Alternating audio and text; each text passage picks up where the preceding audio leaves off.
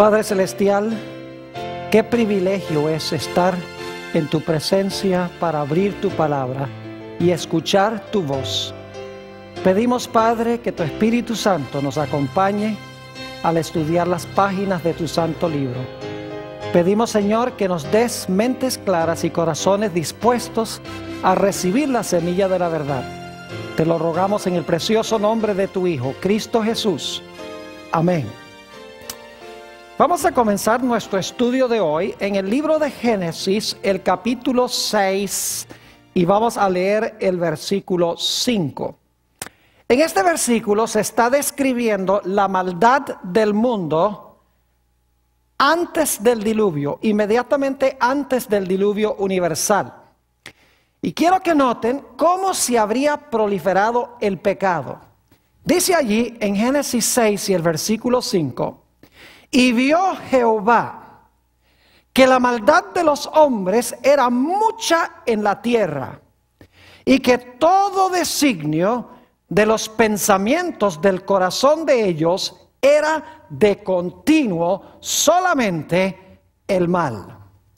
Fíjense la terminología tan vívida que se usa. Habla de la maldad, que era mucha, y que todo designio de los pensamientos del corazón del hombre era de continuo solamente el mal. ¿Cuál fue el resultado de esta maldad?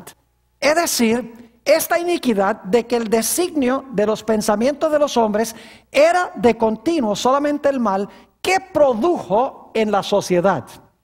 Encontramos la respuesta en Génesis 6 y el versículo 11 y 12. Génesis 6 y el versículo 11 y 12. Dice allí en el versículo 11, y se corrompió la tierra delante de Dios, y estaba la tierra llena de violencia. Y miró Dios la tierra, y he aquí que estaba corrompida, porque toda carne había corrompido su camino sobre la tierra. Fíjense el número de veces en este pasaje que se usa la palabra corrompida o corrompido. Y fíjense también que se enfatiza que la tierra estaba llena de violencia. Ahora la pregunta clave es, ¿qué fue lo que causó que el mundo alcanzara esta condición?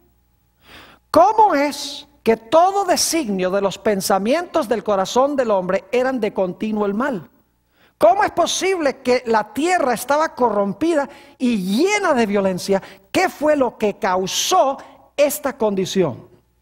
La respuesta la hallamos en Génesis 6 y los versículos 1 al 4, que vienen inmediatamente antes del texto con que empezamos nuestro estudio de hoy. Génesis 6 y el versículo 4 nos dice por qué el mundo estaba en esa condición.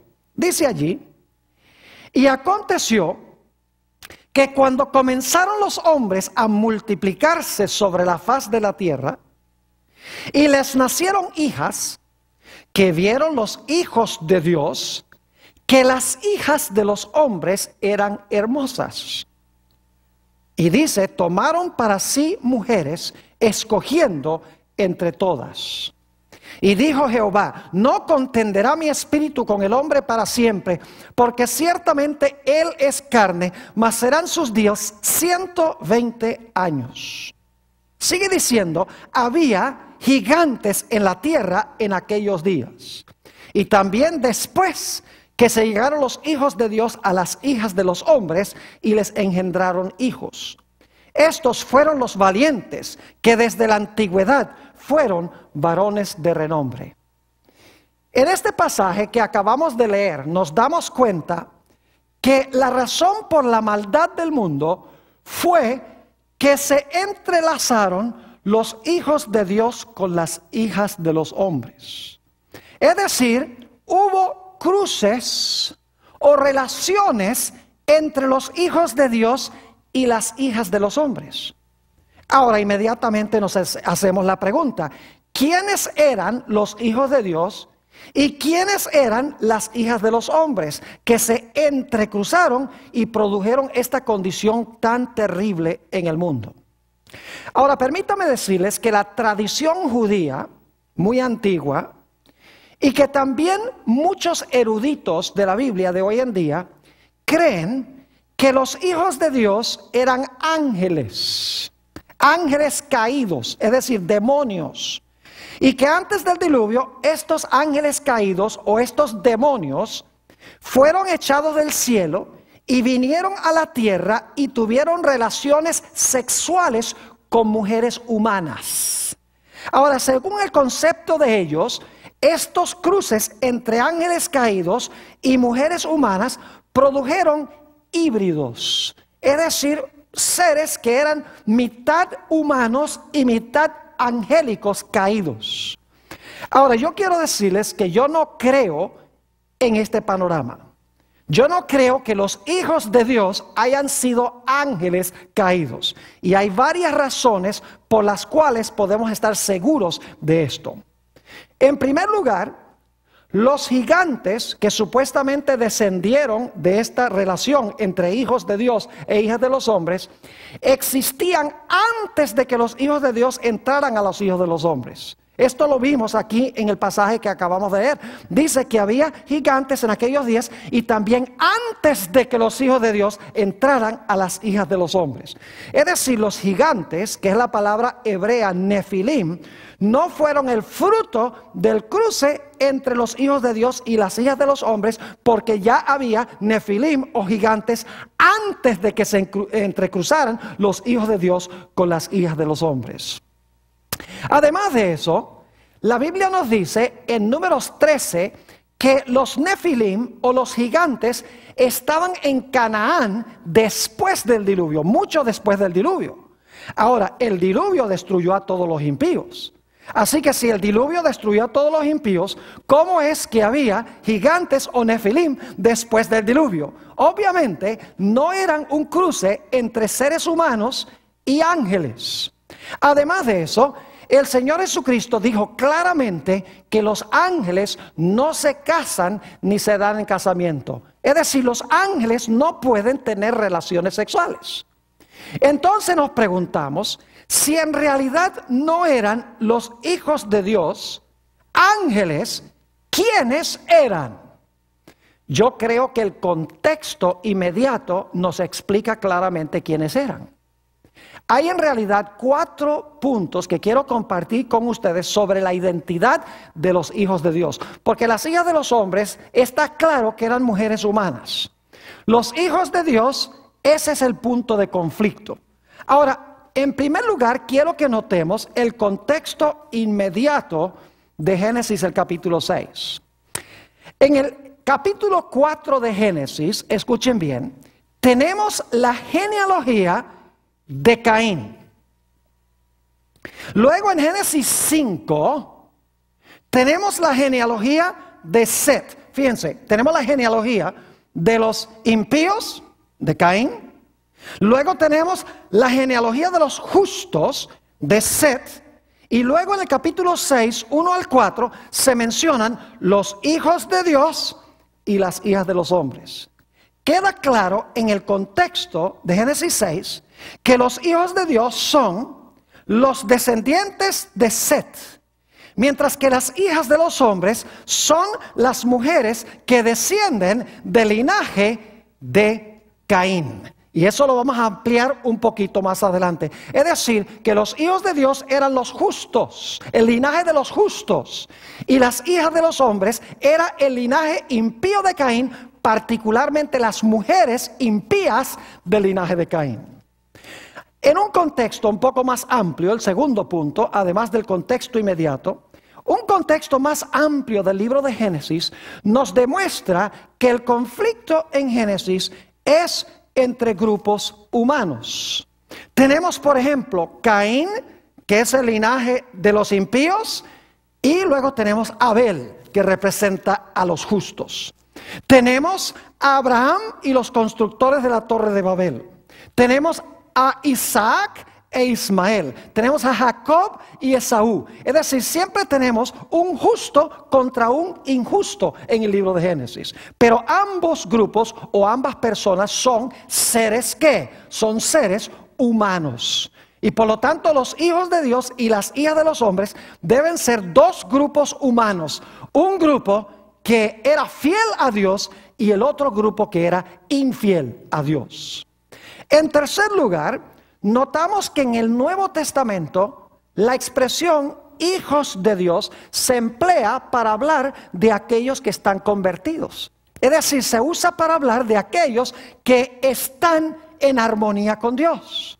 Noten por ejemplo Juan 1 y el versículo 12 y 13, cómo se usa la expresión hijos de Dios. Juan 1 y el versículo 12 y 13. Dice: mas a todos los que le recibieron, es decir, que recibieron a Jesús, a los que creen en su nombre, les dio potestad de ser hechos hijos de Dios. ¿Quiénes son los hijos de Dios? ¿Los que qué? Los que creen en su nombre. Y luego dice: los cuales no son engendrados de sangre, ni de voluntad de carne, ni de voluntad de varón, sino de Dios. Es decir, no han nacido solamente de sangre y de voluntad de carne y de voluntad de varón. Es decir, no solamente han nacido de una relación sexual entre un hombre y una mujer, sino que son engendrados espiritualmente por Dios, porque han recibido ¿a quién? A Jesús. Creen en su nombre. Entonces, en otras palabras, la expresión hijos de Dios se refiere a aquellos que se han convertido y han recibido a Jesús como su Salvador personal. Noten también Romanos el capítulo 8 y el versículo 14. Romanos 8 y el versículo 14 tiene la misma idea.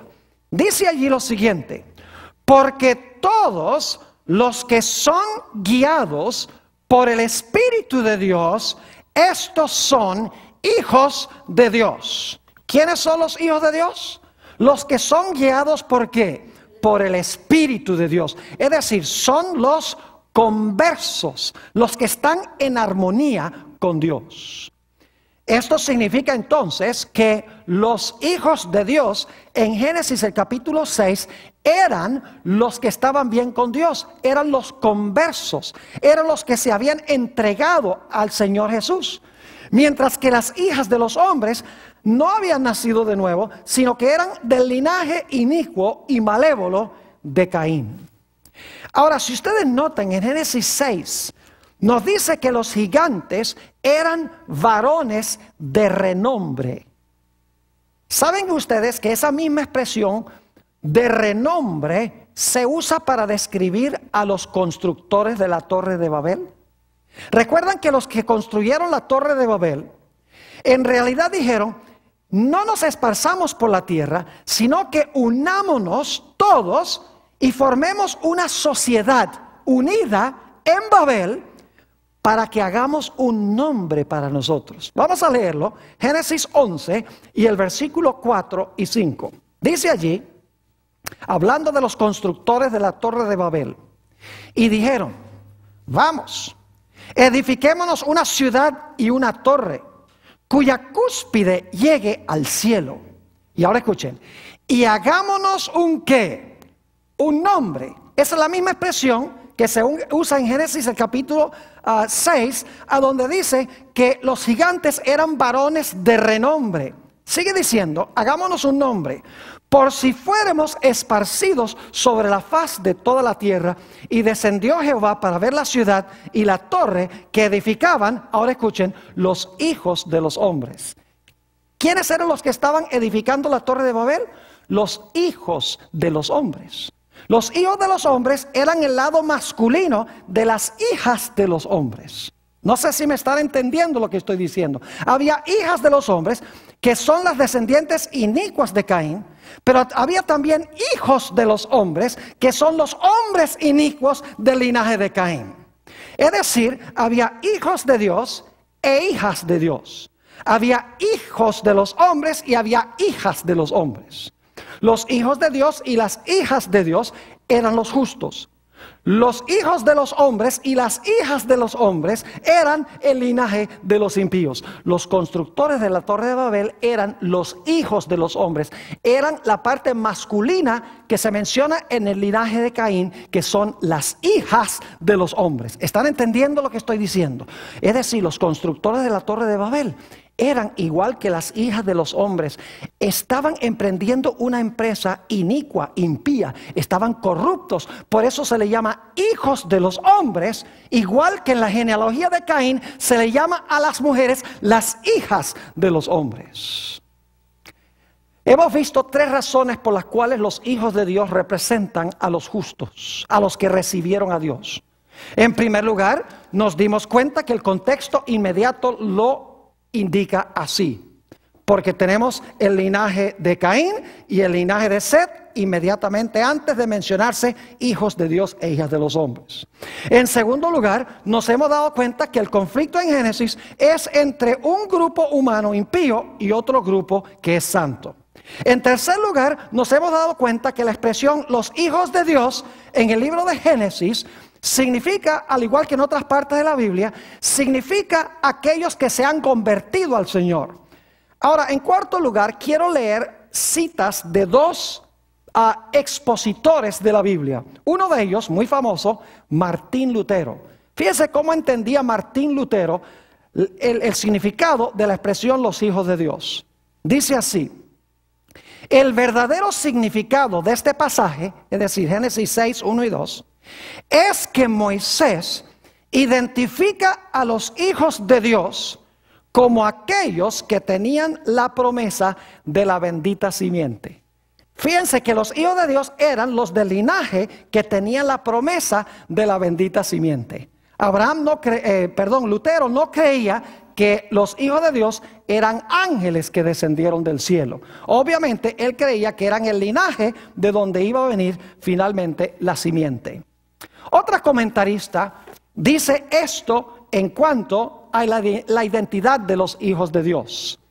Dice ella, Elena White, Seth tenía una estatura más noble que Caín o Abel. Seth es el que empieza el linaje de los justos en Génesis 5. Y se parecía más a Adán que cualquiera de sus otros hijos. Los descendientes de Seth se separaron de los descendientes impíos de Caín. ¿Ven la idea? Los de Seth se separan de la descendencia de Caín.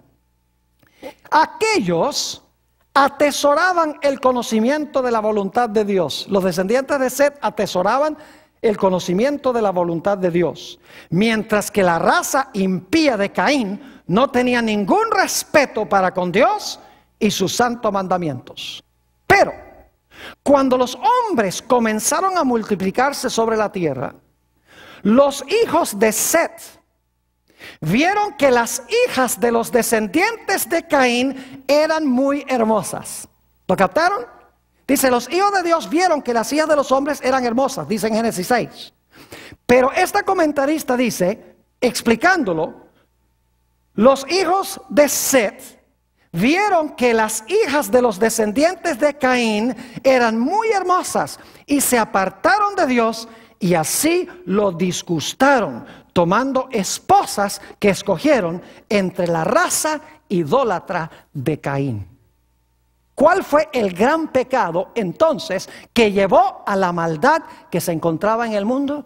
El gran pecado fue las relaciones entre los conversos, los fieles, los hijos de Dios y las descendientes del linaje impío de Caín. Es decir, fue la unión de los justos con los injustos que corrompió la tierra y finalmente llevó al diluvio. Volvamos otra vez a Génesis 6 y el versículo 2 para ver algo muy interesante aquí en Génesis 6 y el versículo 2.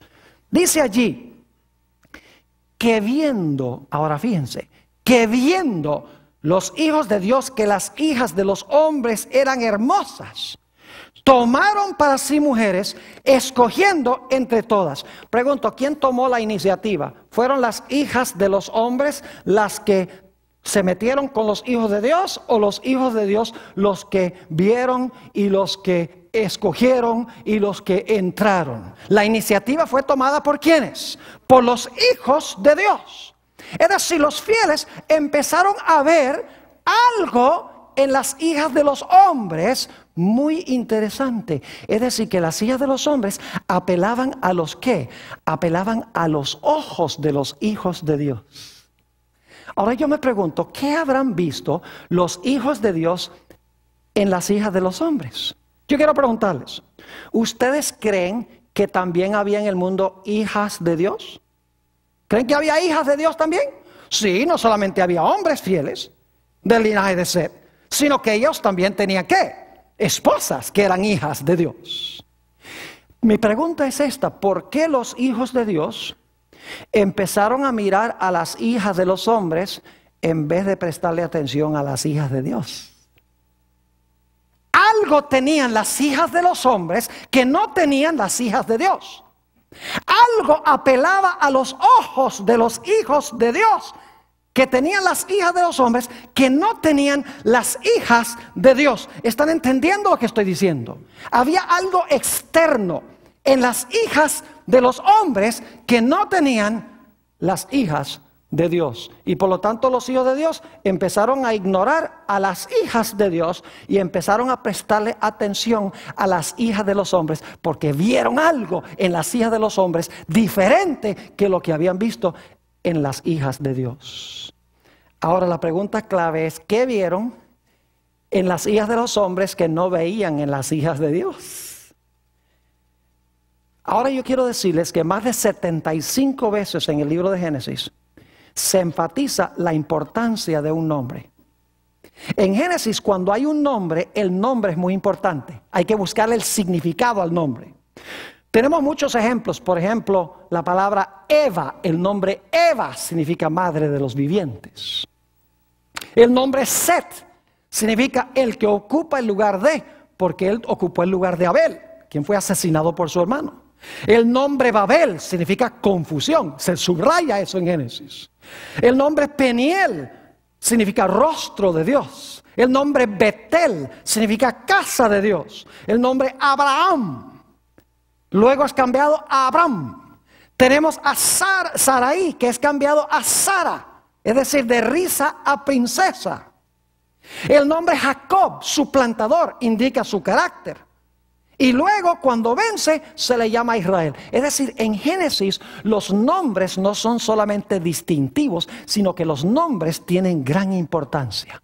Ahora ustedes dirán, pero Pastor Bor, ¿qué tiene esto que ver con los hijos de Dios y las hijas de los hombres? Dice que los hijos de Dios vieron que las hijas de los hombres eran hermosas. Ahora, hemos dicho que las hijas de los hombres son las mujeres que eran descendientes ¿de quién? De Caín. Ahora, fíjense qué interesante esto.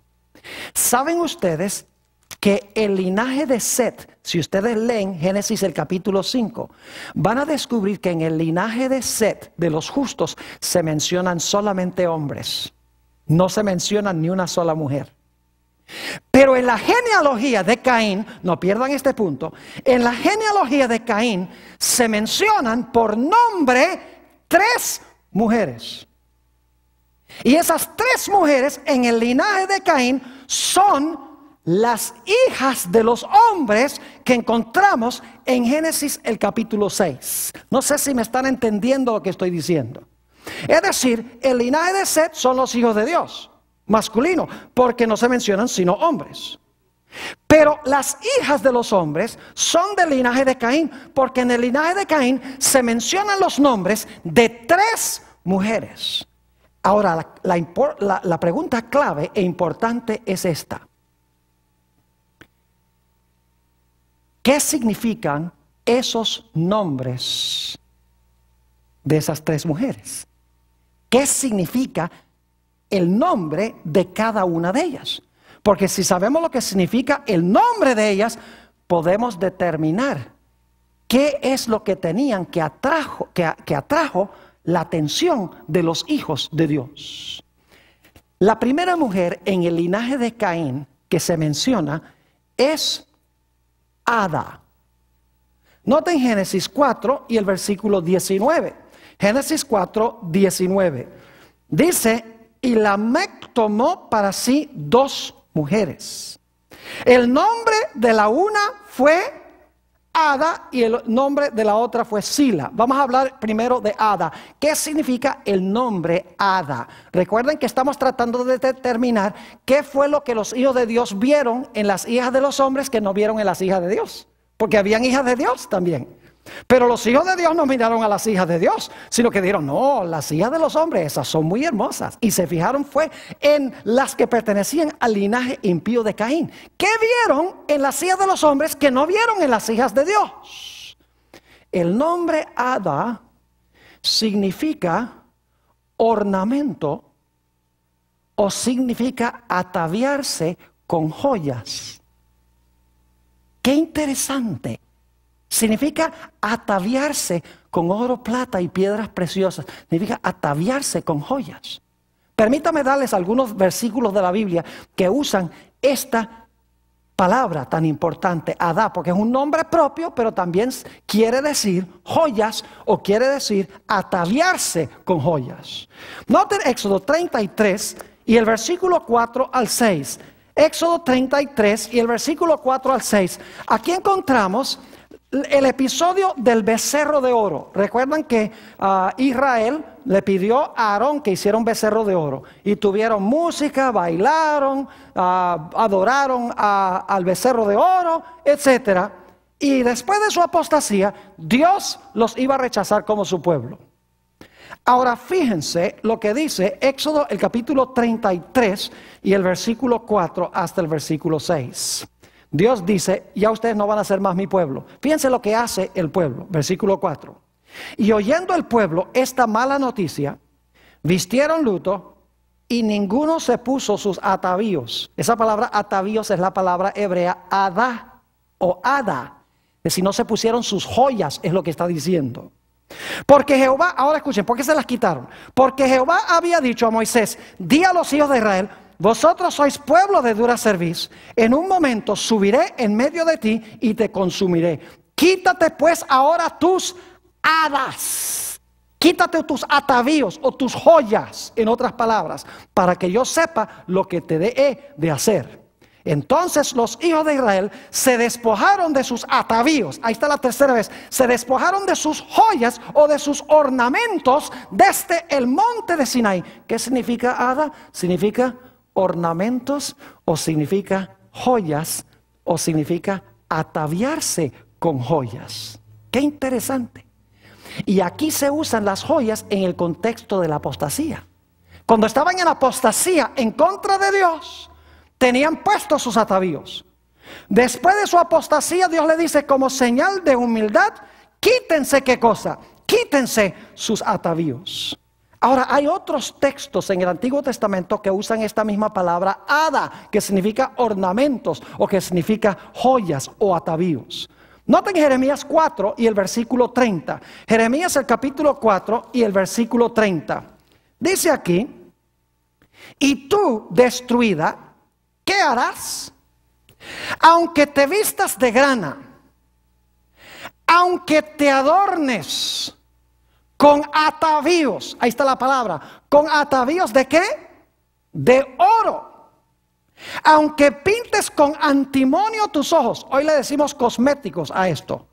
Aunque te pintes con antimonio tus ojos, en vano te engalanas, te menospreciaron tus amantes, buscarán tu vida. Noten nuevamente la idea de que Israel aquí se está adornando con atavíos de oro y es una señal de apostasía en contra de Dios. La palabra atavíos aquí es la palabra hada, idéntica palabra que la que se encuentra en la genealogía de Caín. Noten también Ezequiel 23 y el versículo 40, hay tantos versículos que usan esto. Ezequiel 23 y el versículo 40 dice, además, enviaron por hombres que vinieran de lejos, a los cuales había sido enviado mensajero. Y he aquí que vinieron. Y por amor de ellos, Dios está hablando de su pueblo de Israel, por amor de ellos te lavaste y pintaste tus ojos y te ataviaste. Ahí está la palabra nuevamente. ¿Te ataviaste con qué? Con adornos. Fíjense nuevamente la palabra hada se usa en el contexto de la apostasía del pueblo de Israel. Es decir, que la palabra hada significa ornamento, significa ponerse joyas para atraer la atención de los hombres, dice aquí en Ezequiel 23 y el versículo 40. Noten también Oseas 2 y el versículo 13, donde se usa la palabra hada nuevamente. Dice allí en Oseas 2 y el versículo 13: y la castigaré, Dios a Israel, por los días en que incensaba a los Baales y se adornaba de sus zarcillos y de sus joyeles, y se iba tras sus amantes y se olvidaba de mí, dice Jehová. ¿Cómo se estaba ataviando Israel? La palabra adornaba aquí es la palabra hada. ¿Se adornaba con qué? Con zarcillos y con sus joyeles, y se iba tras sus amantes, y dice que se estaban olvidando de Dios. Es decir, que la palabra hada significa adornarse con joyas de oro y plata y piedras preciosas. Yo pregunto entonces, ¿qué tenía Ada en el libro de Génesis, esta mujer en el linaje de Caín? ¿Se estaba qué? Se estaba adornando. ¿Las hijas de Dios se adornaban? No. Las hijas de los hombres, las mujeres en la descendencia de Caín. Ahora ustedes dicen, pero ¿qué tal los nombres de las otras mujeres en la genealogía de Caín? La segunda mujer que se menciona es Sila. Ya lo leímos en Génesis 4 y el versículo 19. El nombre Sila viene del hebreo salal, que significa reteñir o sacudirse. Se usa para describir instrumentos musicales, tales como campanas y címbalos. Ahora, ¿saben ustedes que es muy interesante que en la Biblia, vez tras vez tras vez, la apostasía se vincula con el baile? Con usar música para sacudirse o para moverse, por así decirlo. Es interesante, en la fiesta de Herodes, cuando Herodes mandó a matar a Juan el Bautista, había música. En el valle de Dura, en Daniel 3, cuando los 3 jóvenes rehusaron adorar la imagen de Nabucodonosor, había música. En la experiencia del becerro de oro, había música. En Isaías 3 habla de las hijas de Sión que hacen son con sus pies al sonido de la música. Es interesante que Sila está conectada con instrumentos musicales. Y si ustedes leen el linaje de Caín, van a descubrir que Tubal-Caín fue el constructor de instrumentos musicales. Ahora, ¿qué significa el nombre de la tercera mujer? La tercera mujer se menciona en Génesis, el capítulo 4 y el versículo 22. Génesis 4 y el versículo 22 dice: y Sila también dio a luz a Tubal-Caín, artífice de toda obra de bronce y de hierro. Y la hermana de Tubal-Caín fue, ¿qué cosa? Fue Naama. Ustedes dicen, ok, Pastor Bor, el nombre Ada significa adornarse con joyas, significa ponerse oro y plata y piedras preciosas. Está bien, Sila tiene que ver con instrumentos musicales y Tubal-Caín fue el que creó estos instrumentos musicales, está bien. Pero ¿qué significa Naama? La palabra Naama significa placentera, dulce, bella, deleitosa y hermosa. Fíjense que los 3 nombres tienen que ver con adornarse, con ser externamente hermosa y con la música, no en el sentido correcto de la palabra. Es decir, que las hijas de los hombres se distinguían de las hijas de Dios por su apariencia, ¿qué? Externa. Porque usaban joyas y porque bailaban y porque eran hermosas a los ojos para verlas. Es más, en Génesis el capítulo 6 y el versículo 2 dice que los hijos de Dios vieron que las hijas de los hombres eran hermosas. Es decir, externamente lo que atrajo a los hijos de Dios era la hermosura física de estas mujeres. Esa palabra hermosas en Génesis 6 se usa para describir a varias mujeres en el Antiguo Testamento. Se usa para describir a Rebeca. Dice que era hermosa. Génesis 24, 16. Se usa para hablar de Sara. Dice Sara era hermosa. Génesis 26 y el versículo 7. Se usa para hablar de Vasti y Esther. En Esther 1 y el versículo 11. Y el capítulo 2 y el versículo 2. Y se usa también para describir a Betsabé. ¿Han oído hablar de Betsabé? Esa mujer a quien David dice, vio a esta mujer que se estaba bañando desnuda fuera del balcón del palacio. Y dice que era muy hermosa su apariencia externa. ¿Qué fue entonces lo que miraron los hijos de Dios en las hijas de los hombres? Sus cualidades, ¿qué? Externas, joyas, música, su hermosura externa, su belleza externa. Y la pregunta es, ¿y las hijas de Dios no tenían esa belleza?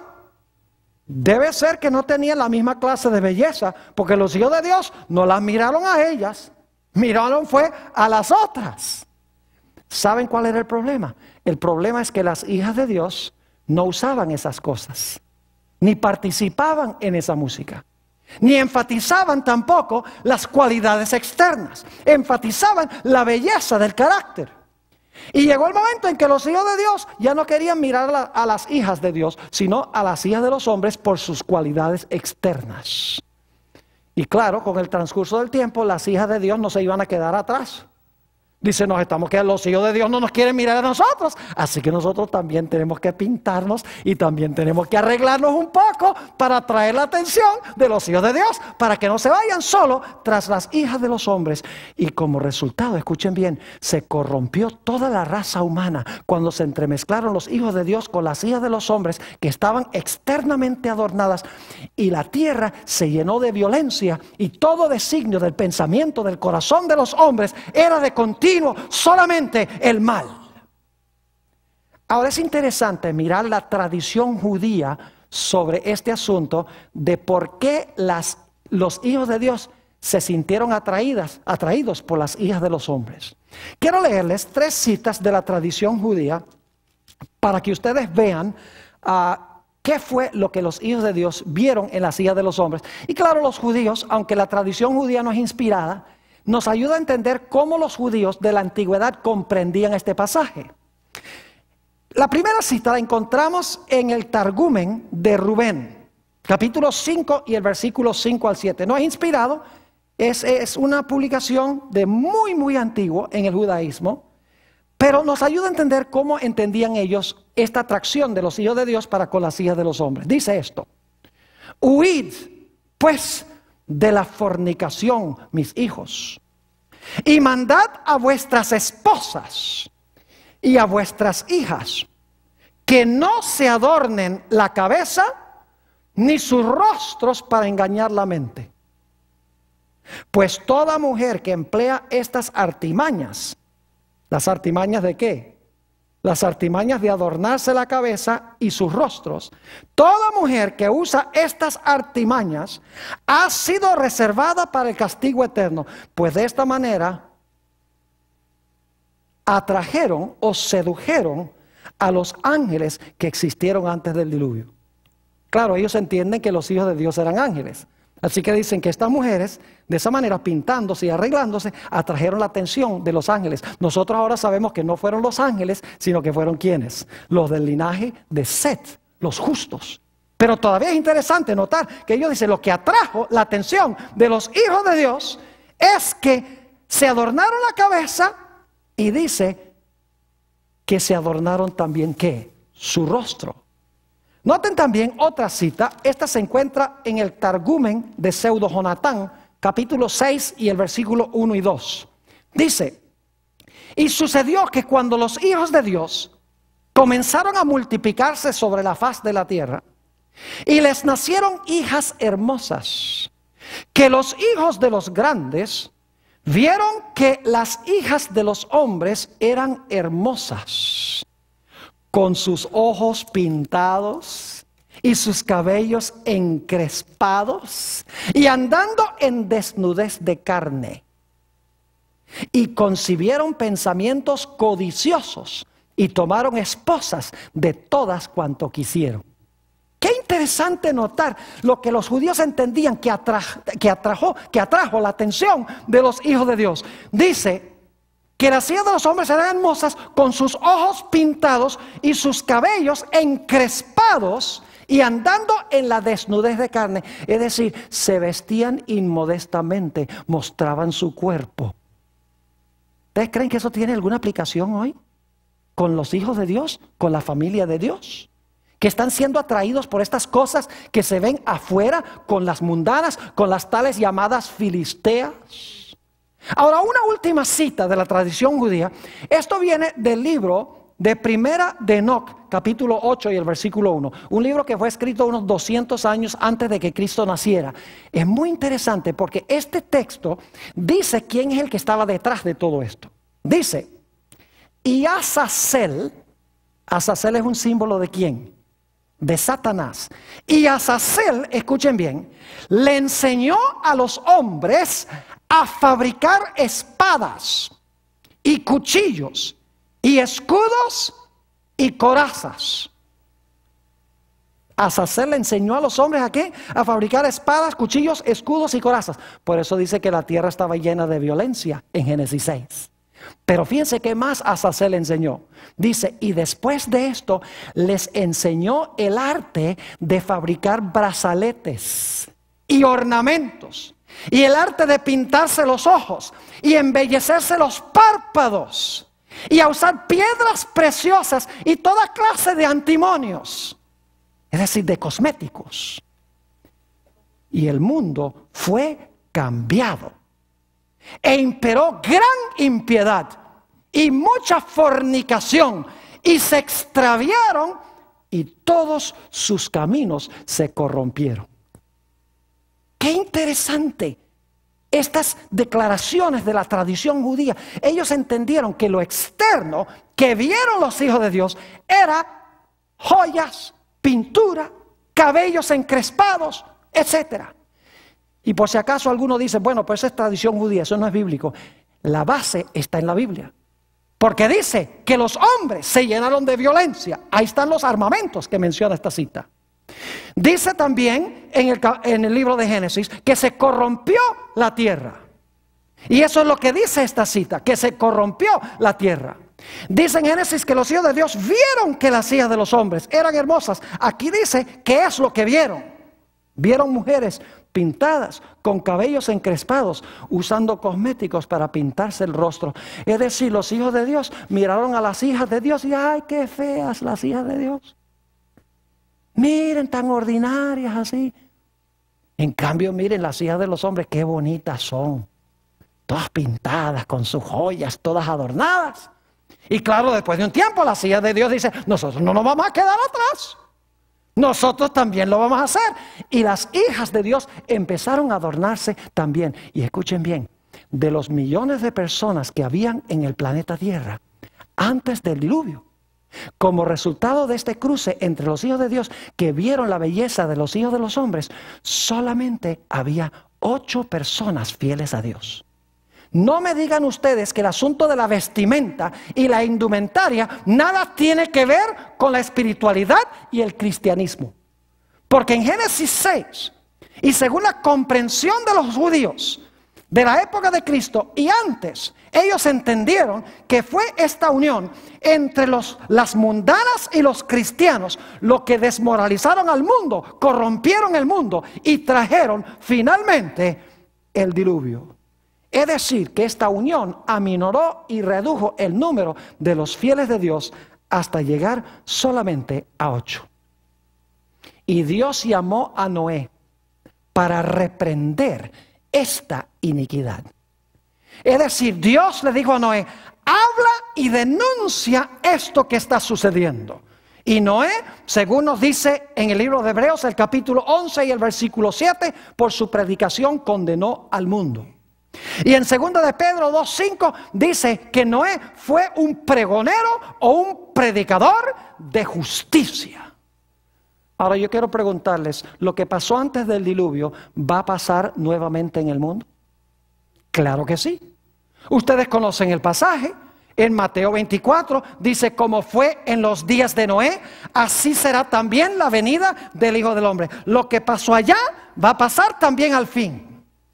¿Será posible que al final de la historia la iglesia de Dios, los que pertenecen a la iglesia de Dios, van a mirar a los que pertenecen al sistema mundano y lo van a encontrar más bonito y más deseable que lo que encontramos dentro del pueblo de Dios?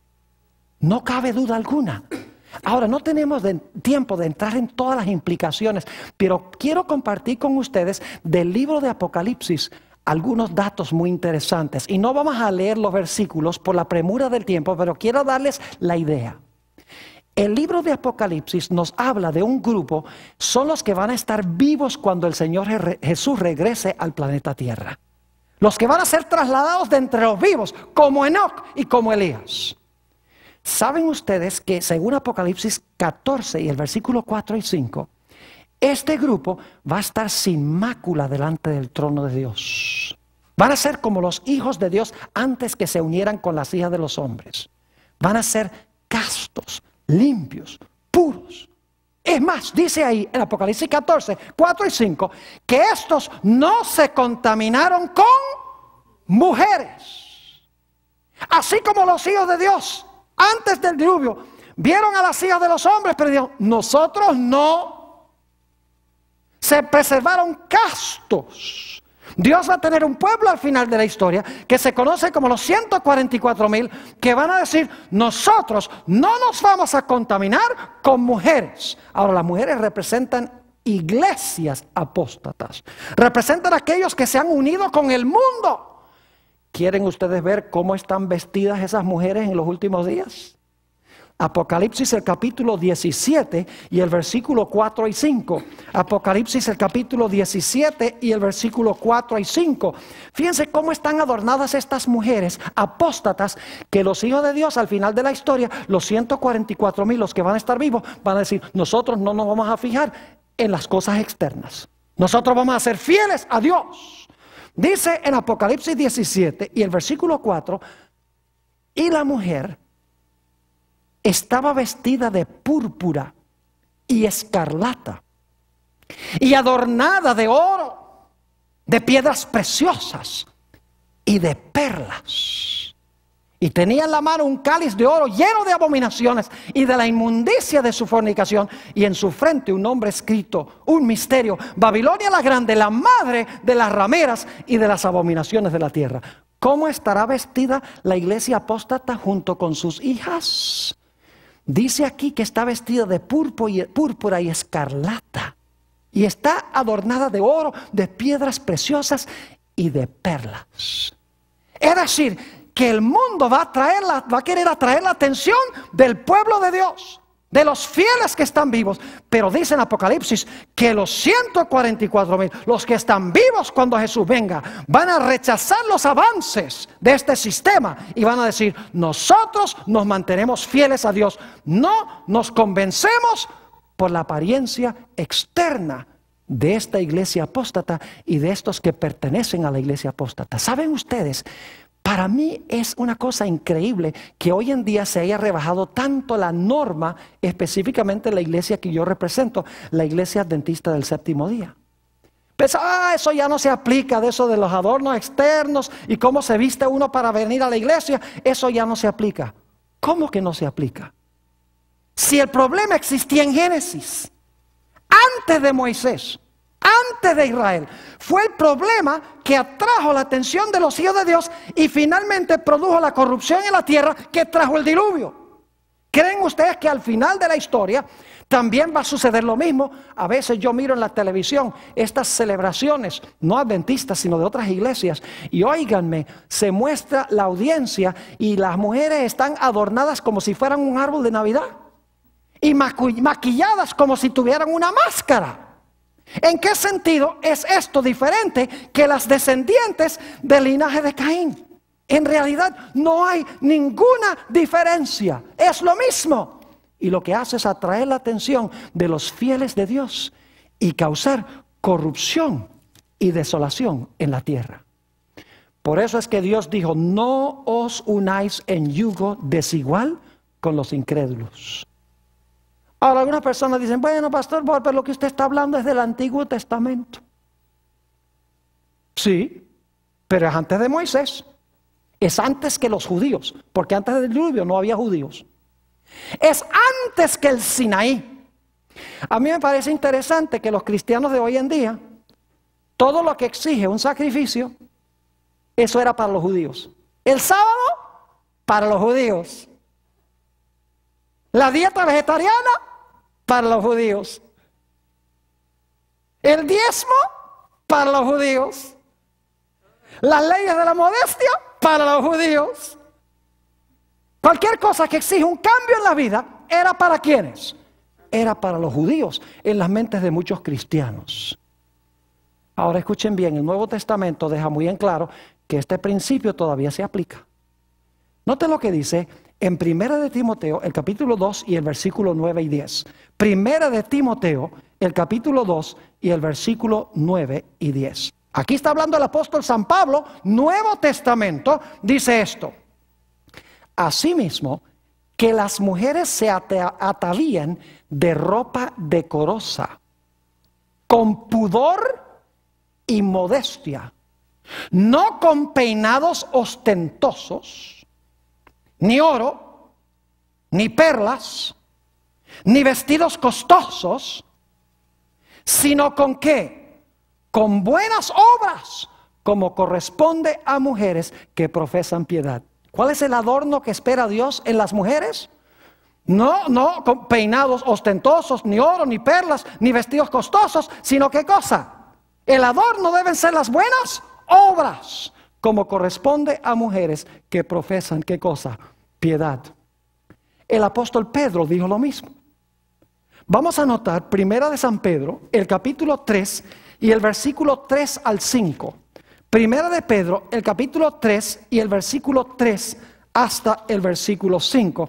Y voy a leer empezando en el versículo 1 para captar el contexto. Dice ahí en el versículo 1, asimismo vosotras mujeres, estad sujetas a vuestros maridos, para que también, ahora escuchen, para que también los que no creen a la palabra, es decir, los incrédulos, sean ganados sin palabra por la conducta de su esposa, de sus esposas.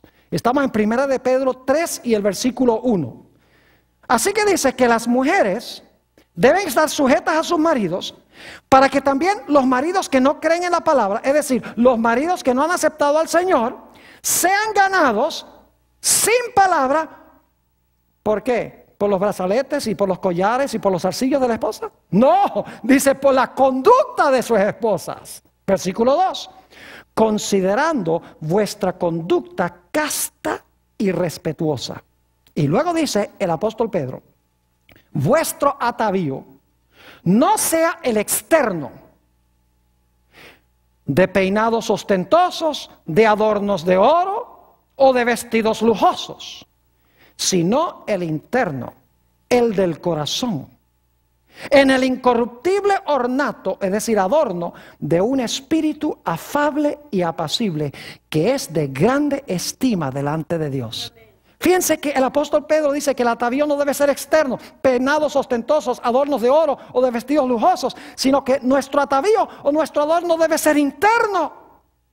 El espíritu afable y apacible, que es de grande estima delante de Dios. Y luego dice que en el Antiguo Testamento las mujeres de Dios, las hijas de Dios se vestían así. Dice en el versículo 5, porque así también se ataviaban en otro tiempo aquellas santas mujeres que esperaban en Dios, estando sujetas a sus maridos.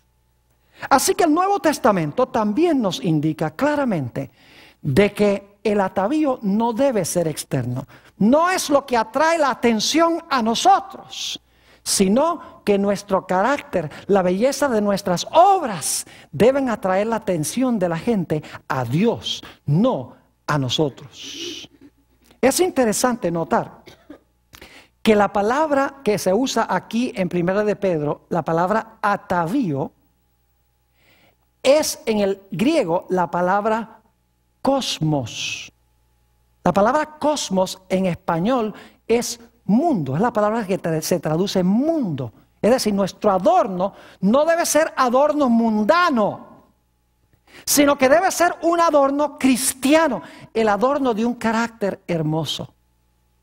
Escuchen bien, muchos cristianos que se hacen pasar por cristianos hoy, lo que hacen es rebajar y destruir el amor de la gente en Dios. El Señor Jesucristo dijo, cualquiera que mira a una mujer para codiciarla, cometió adulterio en su corazón. Muchas mujeres y aún hombres hoy en día se visten de tal manera que tienen la intención de atraer por sus cualidades externas al sexo opuesto y se dicen cristianos. Y como resultado se corrompe la iglesia con el mundo. Y el mundo, en vez de ser mejorado y moralizado por los hijos de Dios, va de mal en peor. Hasta que finalmente Dios va a traer sobre este mundo la destrucción como lo hizo en los días de Noé. Si pues nosotros comemos o bebemos o hacemos cualquier otra cosa, debemos hacerlo todo para gloria de Dios. ¿Qué tal si nosotros escogemos vestirnos como Dios dice? De tal manera que demos un buen testimonio y la gente sea atraída a Dios y no a nosotros.